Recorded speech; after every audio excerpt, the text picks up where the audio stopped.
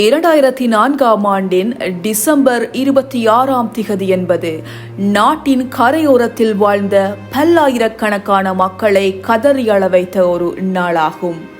Tsunami இது கரையோர மக்களை கதிகலக்கி கண்ணீர் மல்க வைத்த ஒரு சொல். சுனாமி என்று அழைக்கப்படும் இந்த ஜப்பானிய சொல்லின் பேரலை என்ற அர்த்தம் இப்போது இலங்கையர்களுக்கு, அதிலும் குறிப்பாக கரையோர பகுதி மக்களுக்கு நன்கு பரிச்சயமான ஒன்றாகிவிட்டிருக்கின்றது. கடந்த 2004 டிசம்பரில் ஏற்பட்ட உயிரிழப்புகளும் பொருளாதார அழிவுகளும் அந்த பாதிப்புகளிலிருந்து இன்று வரை முழுமையாக மீள முடியாமலே ஊடுருவி இருக்கின்றது. இதனால் உழைப்பிடங்களாகவும் உறைவிடங்களாகவும் உல்லாசபுரிகளாகவும் ஓய்விடங்களாகவும் எழில் கொஞ்சும் தங்க கடற்கரைகளாகவும் திகழ்ந்த இடங்களெல்லாம் ஒரு சில நிமிட நேரத்தில் நிசப்த மயானங்களாக மாறிவிட்டிருந்தன. சுமார் 5 நிமிட நேரத்திற்கும் குறைவான சுனாமி தாக்கம் நமது நாட்டில் 500,000க்கும் சற்று குறைவானோரின் வாழ்வை அழித்துவிட்டு போனது. அநேகரை அநாதைகளாகவும் 1000 பேரை தங்களது இருப்பிடங்களிலிருந்து வெருண்டோடச் செய்து அகதிகளாகவும் ஆக்கிவிட்டிருந்தது. எப்படியோ இன்றோடு 20 வருடங்கள் கடந்துவிட்ட நிலையில் சுனாமி ஏற்படுத்திய பேரழிவு தாக்கங்களிலிருந்தும் மன பாதிப்புகளிலிருந்தும் மக்கள் மீட்சி பெற முடிந்திருக்கின்றது என்று பொதுவாக திருப்திப்பட்டாலும் சிலருக்கு இன்னமும் சுனாமி விட்டு சென்ற மாறாத தடங்கள் ஆறாத வடுக்களாகவே உள்ளன. சுனாமி இனமத பேதம் பார்த்து தாக்கவில்லை.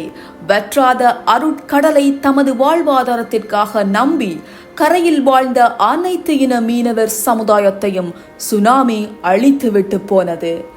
கடல் அலை என்பது தாலாட்டு இசை என்றே நம்மில் பெரும்பாலானோர் நினைத்து அதை அனுபவித்தும் மகிழ்ந்திருந்தனர். ஆனால் உலகின் ஒரு பகுதியை உலுக்கி அசைத்து பார்க்கும் துன்பியலொலியாக பூகம்பமும் அதனால் உண்டான பேரலைகளும் மாறாமல் வரலாற்று மனத்திரையில் பதிந்து விட்டிருக்கின்றன. எவ்வாறாயினும் வாழ்வதற்கு தோதாக உள்ள இந்த ஒரே ஒரு பூமி பந்தில் இயற்கையின் நியதிகளுக்கும் இணங்கித்தான் வாழ வேண்டும் என்ற யதார்த்தத்தையும் உணர வேண்டிய தேவைப்பாடும் உள்ளது.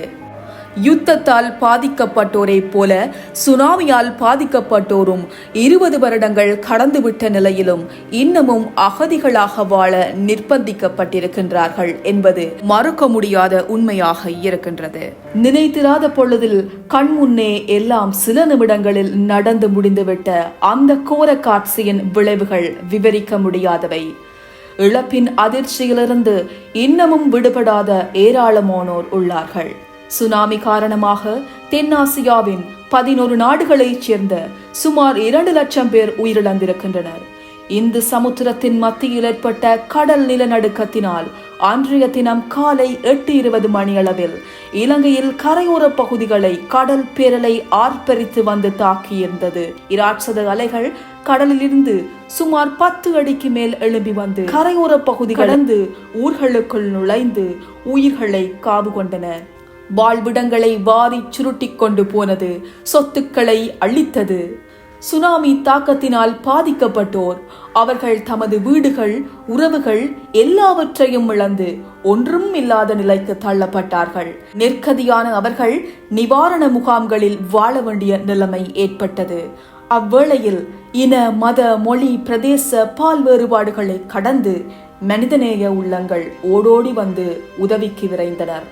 இந்த இயற்கை சீற்றத்தினால் இலங்கையின் வடக்கு, கிழக்கு மற்றும் தெற்கு பகுதிகள் பாதிக்கப்பட்டன. வடபகுதியில் யாழ்ப்பாணம், முல்லைத்தீவு மாவட்டங்களும், கிழக்கு பகுதியில் மட்டக்களப்பு, திருகோணமலை, அம்பாறை மாவட்டங்களும், தெற்கு பகுதியில் ஹம்பாந்தோட்டை, காலி மாவட்டங்களும் பெருமளவான அழிவுகளை எதிர்நோக்கின.